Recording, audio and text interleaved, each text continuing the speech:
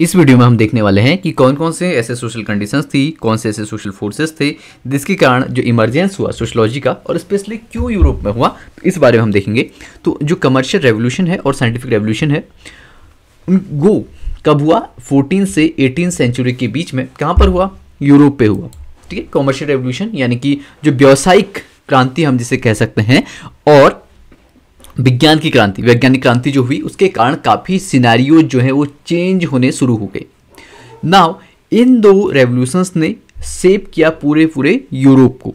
और इसके बाद के हम पीरियड को जो कि देखते हैं वो एक रेनेसा पीरियड है। ठीक है, रेनेसा और इनलाइटनमेंट दो डिफरेंट चीज़ें होती हैं जिनके बारे में हम आगे बात करेंगे जब भी हम इनके डिफरेंस की बात करेंगे। तो यहाँ पर रेनेसा के पीरियड पे रिवाइवल हुआ किसका? आर्ट का, यानी कि एक तरीके से पुनरुत्थान हुआ आर्ट्स का, लिटरेचर का, साहित्य का, म्यूजिक का, स्कल्पचर का, साइंस का। तो ये सारी चीज़ें कहाँ पर हुई? यूरोप पर हुई 14 to 18 सेंचुरी पे। और जो कमर्शियल रेवोल्यूशन का अगर हम बिगनिंग देखें तो 1450 से 1800 के बीच में हम देखते हैं, 1450 से 1800 के बीच में देखते हैं। नाउ जो ये शिफ्ट हो रहे थे, जो ये इवेंट्स हो रहे थे, इन्होंने सब्सटेंस इकोनॉमी से स्टैग्नेंट इकोनॉमी, सब्सटेंस और स्टैग्नेंट जो इकोनॉमी थी वो इकोनॉमी में परिवर्तन करने का प्रयास किया। यानी कि जो अभी की अर्थव्यवस्था चल रही थी वो अर्थव्यवस्था ये चल रही थी कि व्यक्ति उतना ही उत्पादन करता था जितना उसके लिए आवश्यक होता था, और मार्केट का जैसा कॉन्सेप्ट बहुत ज़्यादा पॉपुलर नहीं था। भले ही गांव के बीच थोड़ा सा व्यापार होता था, यानी कि बार्टर सिस्टम मेनली था, लेकिन उस लेवल पे यहाँ पर कॉमर्शियल चीज़ें नहीं होती थी।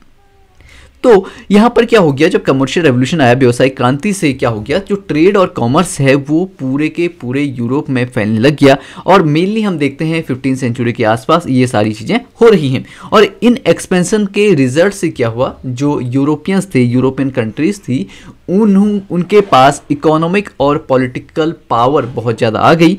और इन कंट्रीज में हम मेनली देखें तो पुर्तगीज, स्पेन, हॉलैंड और इंग्लैंड शामिल हैं। और हम एक कॉमन एग्जाम्पल के रूप में इंग्लैंड का प्रयोग करेंगे। नेक्स्ट देखते हैं कि जब one of the important feature of commercial revolution का जो एक इंपॉर्टेंट फीचर ये हुआ, व्यवसायिक क्रांति का एक इंपॉर्टेंट फीचर ये हुआ कि यहाँ पर बैंकिंग की ग्रोथ बहुत ज़्यादा हो गई। नाउ बैंकिंग की ग्रोथ बहुत ज़्यादा होगी तो बैंक क्या काम करते हैं? बैंक काम करते हैं लोन देने का, बैंक काम करते हैं यानी कि क्रेडिट देने का। इसके अलावा बैंक काम करते हैं करेंसी एक्सचेंज का, बैंक काम करते हैं सर्कुलेशन ऑफ मनी का। तो ये सारी चीज़ें आसान हो गई क्योंकि आप ट्रेड कर रहे हो तो आपको मनी सर्कुलेशन के लिए कोई ना कोई इंस्टीट्यूशन चाहिए होगा। तो बैंकों की एक बहुत बड़ी भूमिका हुई, और बैंकों की भूमिका के कारण जो भी कंपनियां थी वो क्या करने लगी? उन्होंने ग्रोथ करनी शुरू की अलग अलग क्षेत्रों में।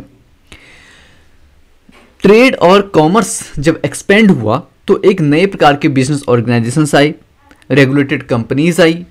और इन्हीं कंपनियों में एक हम पॉपुलर एग्जांपल लें तो वो कंपनी थी ब्रिटिश ईस्ट इंडिया कंपनी और डच ईस्ट इंडिया कंपनी। ठीक है, यानी कि जो ब्रिटिश ईस्ट इंडिया कंपनी थी जिसने कि एक्सपेंड किया अपने व्यापार को पूरे यूरोप में, साथ इंडिया पे वो आए। मेनली वो अलग अलग देशों को अपनी कॉलोनी बनाना चाहते थे, अपने वेश बनाना चाहते थे जहां पर कि वो अपना व्यापार कर सके। नाउ यहाँ पर क्या हुई? एक राइज ऑफ न्यू क्लास हुई। ठीक है, इससे पहले की क्लासों को भी हम देखेंगे, लेकिन इन सारी चीज़ों के कारण जब कमर्शियल रेवोल्यूशन हुआ, जब व्यापार बहुत ज़्यादा बढ़ा, तो एक नए क्लास का हमको इमरजेंस देखने को मिला। One of the distinct characteristics of this period was the rise of middle class. अब ये जो मिडिल क्लास थी, एक मिडिल क्लास हमको देखने को मिली जो कि इकोनॉमिक, जिनके पास पावर थी। ठीक है, और by the end of 17th century the middle class has become the influential group in nearly every western country. तो लगभग यूरोप के सारे ही देशों में जो ये मिडिल क्लास थी जिसके पास इकोनॉमिक पावर थी वह इमर्ज होनी शुरू हुई। अब इसमें कौन कौन से शामिल थे? जिसमें कि शामिल थे मर्चेंट्स यानी कि व्यापारी, बैंकर्स जिसमें शामिल थे शिप ओनर्स, और इन्वेस्टर्स जो इन्वेस्ट करते थे। अब इन जो न्यू मिडिल क्लास है इसके कारण भी बहुत सारे हमको चेंजेस देखने को मिलेंगे। और यहाँ पर ये जो यूनिट थी, किनकी? जो मिडिल क्लास की यूनिट थी, बहुत ज़्यादा पावरफुल होगी। और हमको देखने को मिला यूरोपियनाइजेशन, यानी कि यूरोप का एक तरीके से एकाधिकार देखने को मिला, जहाँ पर कि उन्होंने अपने आप को एक्सपेंड करना शुरू किया अफ्रीका और एशिया में भी। नाउ जब हम बात करते हैं यूरोपियनाइजेशन की तो इसका अर्थ ये हो जाता है कि जो यूरोपियन मैनर्स हैं, यूरोपियन कल्चर है, यूरोपियन जो ट्रेडर्स हैं वो क्या कर रहे हैं? अलग अलग देशों में अपने आप को एक्सपेंड कर रहे हैं, एक यूरोप का तरीका ला रहे हैं। और इसी ने, इस यूरोपियनाइजेशन ने क्या किया, कॉलोनियलिज्म को बहुत ज़्यादा बढ़ावा दिया। और हम पहले भी देखते हैं कि जो सोशलॉजी है उसको हम एक यूरोसेंट्रिक अप्रोच से देखते हैं। जब भी हम इंडिया में भी बात करेंगे किस प्रकार से सोशलॉजी का इमर्जेंस हुआ, तो यूरोसेंट्रिक अप्रोच था, यानी कि यूरोप का जो तरीका है सोशलॉजी को देखने का, समाज को देखने का। लेकिन अभी हमने शिफ्ट किया है किसकी ओर, अमेरिका की ओर, और अमेरिकनाइजेशन अभी हम देखने को मिलता है। तो इसका ये अर्थ है कि यूरोप का उसमें बहुत ज़्यादा बोलबाला था। और यहाँ पर ये जो पीरियड है, कौन सा पीरियड, 14th सेंचुरी से आगे का पीरियड, तो ये इस पीरियड में हमको देखने को मिलती है मोनार्की, यानी कि एक राजा का शासन, decline of church and the rise of middle class. और चर्च का थोड़ा सा बोलबाला हमको कम देखने को मिल रहा है। और अगर हम इसको थोड़ा सा अगर कनेक्ट करना चाहे तो ये वो पीरियड है जो कि ऑगस्ट काउंट के अनुसार एक तरीके से मेटाफिजिकल स्टेट है, यानी कि यहाँ पर कमर्शियल रेवोल्यूशन है, साइंटिफिक रेवोल्यूशन है, साइंस की बात हो रही है, लेकिन फिर भी कहीं ना कहीं किसी न किसी रूप में अभी भी चर्च भले डिक्लाइन हो रहा है, लेकिन उसका प्रभाव अभी कुछ हद तक तो है। Which was to reach a peak with colonialism, thus Europe charted new areas for economic expansion for whole world has become Europe's oyster. Now let us examine the revolution in science. किस प्रकार से science में revolution हुई उसके बारे में हम देखेंगे। तो यहाँ पर हमने देखा कॉमर्शियल रेवोल्यूशन के बारे में और साइंटिफिक रेवोल्यूशन के बारे में, तो इसको और भी हम बेहतरीन तरीके से देखते हैं। Now the changes and development that took place in a very significant area of human activity, science, Europe produced a scientific revolution, यानी कि एक साइंस की क्रांति के रूप में हमको देखने को मिलता है in the renaissance period of 14 to 16 century AD. कहाँ से कहाँ तक, 14 सेंचुरी से 16 सेंचुरी पर। और the impact of the scientific revolution was crucial not just in changing the material life but also people's idea about nature and society. तो यहाँ पर जो हमारा क्या कहते हैं साइंटिफिक रेवोल्यूशन था, उसने न केवल लोगों की भौतिक जिंदगियों में प्रभाव करना शुरू किया, बल्कि किस प्रकार से लोग सोचते थे, किस प्रकार से उनके आइडियाज थे, किस प्रकार से सोसाइटी और नेचर के बारे में सोचते थे, उसके बारे में भी जो उनके विचार थे उसको परिवर्तन करने का एक प्रयास किया। तो हम यहाँ से आगे को देखेंगे किस प्रकार से मॉडर्निज्म आया, यहाँ से जो साइंटिफिक रेवोल्यूशन है, जो इंडस्ट्रियल रेवोल्यूशन है, कमर्शियल रेवोल्यूशन है, यहाँ से हमको किस प्रकार से शुरुआत देखने को मिलती है किस चीज़ की, मॉडर्निज्म की। Now social function of science, science जो साइंस था किस प्रकार से डेवलप हुआ, तो science does not develop independent of society, rather it develops in response to human needs. तो जो साइंस है वो किस लिए डेवलप हुआ, क्योंकि हमको कुछ हमारी ह्यूमन नीड्स थी, जिसके कारण साइंस का हमको विकास देखने को मिला। जो वैक्सीन थी वो ऐसी ही इन्वेंट नहीं होगी कि चलो ठीक है आज एक काम करते हैं नई वैक्सीन इन्वेंट करते थे, लेकिन वो वैक्सीन इसलिए डेवलप हुई क्योंकि हमको डिजीज का क्योर करने को देखने को मिलता है। और जब हम मॉडर्निज्म की यहाँ पर हम बात करेंगे ना, तो यहाँ पर मॉडर्निज्म बात करता है प्रोग्रेस की, मॉडर्निज्म बात करता है डेवलपमेंट की, और मॉडर्निज्म बात करता है साइंस की। ठीक है, और इसके बाद जब हम ये मॉडर्निटी के थिंकर्स तो हमेशा ही प्रोग्रेस की बात करेंगे, डेवलपमेंट की बात करेंगे, साइंस बहुत ज़्यादा चिल्लाएंगे।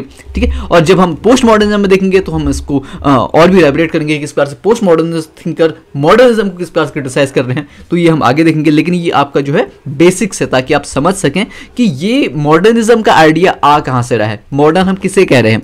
नाउ जो साइंस था वो मेडिवल पीरियड में किस प्रकार से था ये देखते हैं। वी हैव डिस्क्राइब्ड कि किस प्रकार से मेडिवल सोसाइटी कैरेक्टरिस्टिक्स किसके द्वारा, फ्यूडल सिस्टम के द्वारा। फ्यूडल सिस्टम जब हम कार्ल मार्क्स की बात करेंगे तो फ्यूडल सिस्टम के बारे में बहुत ज़्यादा अच्छे से बात करेंगे, लेकिन अभी एक बेसिक अंडरस्टैंडिंग के लिए फ्यूडल सिस्टम एक ऐसा सिस्टम है जहां पर कि दो ग्रुप्स हमको देखने को मिलते हैं। एक तो है सर्फ जिसे हम बोलते हैं कृषिदास, और दूसरा हमारा है लॉर्ड। तो जैसे कि इंडिया पे जमींदारी सिस्टम है उसको आप सिनोनिमस मान सकते हो फ्यूडल सिस्टम के, जहां पर कि कुछ लोगों के पास बहुत ज़्यादा भूमि होती थी और वो अपना लीज पे दे देते थे, जिसपे कि कोई और कार्य कर रहा है, और उससे वो क्या करता था, उनको कुछ पोर्शन देता था या फिर कुछ पैसे देता था, जिसके कारण ये सारी सिस्टम चलता था।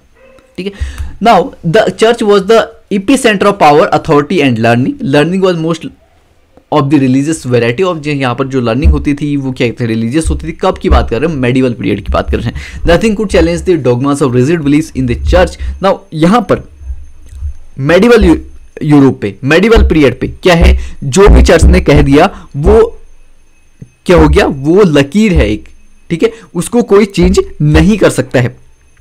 लेकिन धीरे धीरे हम देखेंगे कि किस प्रकार से साइंस के बोलबाले के कारण चर्च का प्रभाव कम हमको देखने को मिलेगा। विजुअल आर्ट, लिटरेचर और साइंस भी हम फ्लोरिश हो रहे हैं। ठीक है, साइंटिफिक अप्रोच अपनाई जा रही है हर चीज़ में। तो धीरे अगर जैसे जैसे साइंटिफिक अप्रोच अपनाई जाएगी धीरे धीरे रिलीजन और चर्च का प्रभाव हमको कम देखने को मिलेगा, वो हम आगे प्रोसीड करते रहेंगे। इस यहाँ की हम पेंटिंग्स हम देखेंगे, किस प्रकार से पेंटिंग है, किस प्रकार से ह्यूमन बॉडी को डिपिक्ट किया जा रहा है। मेडिसन जो है उसका मेडिसन का जो फील्ड है वो आगे बढ़ रहा है, केमिस्ट्री का फील्ड आगे बढ़ रहा है। जिस प्रकार से हम देखते हैं कि जो वास्को डी गामा था उसने इंडिया को कब खोज की थी, 1498 में। इसी प्रकार से कोलंबस ने अमेरिका को डिस्कवर किया था 1492 पे। ठीक है, तो ये जब ये खोजें हुई तो इसका ये कारण है, इससे ये हुआ कि जो लोग थे, यूरोपियन लोग थे, वो दूसरे देशों में को कॉलोनी बनाने में उनको क्या हुई, आसानी हुई।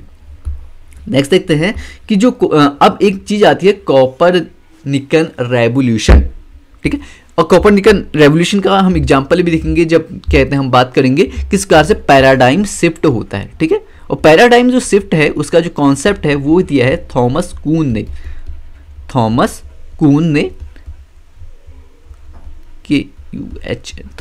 ने किस प्रकार से पैराडाइम शिफ्ट का कॉन्सेप्ट दिया है। तो सबसे पहले ये समझा जाता था कि जो सन है वो धरती के चारों ओर चक्कर लगाता है और इसे हम बोलते हैं जियोसेंट्रिक थ्योरी। लेकिन कोपरनिकस ने अपनी मैथमेटिकल एनालिटिक जो भी मैथ्स लगा के और सारी चीजें करके, ठीक है, उसने कहा कि जो सन है वो मूव अराउंड नहीं करता किसके, धरती के, बल्कि जो धरती है वो सन के चारों ओर घूमती है। और इस थ्योरी को कहा गया हेलियोसेंट्रिक थ्योरी।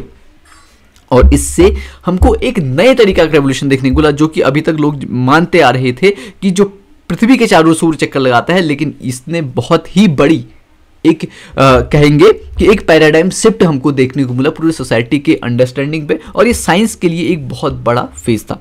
ठीक है ना, इसके अलावा हमने देखा कि यहाँ पर एक्सपेरिमेंट होने शुरू हो गए मैथमेटिक्स और साइंस में, जिस प्रकार से हम काम देखते हैं गैलीलियो गैलीली का, जॉन्स केपलर का, इसके अलावा आइजैक न्यूटन का। और आइजैक न्यूटन को हम पढ़ेंगे जब हम रिसर्च वाली क्लास पढ़ेंगे तो वहाँ पर हम हाइपोथेटिकल डिटेक्टिव मेथड्स या फिर किस प्रकार से मेथड्स का हमने आइजैक न्यूटन ने प्रयोग किया था उसके बारे में भी हम बात करेंगे।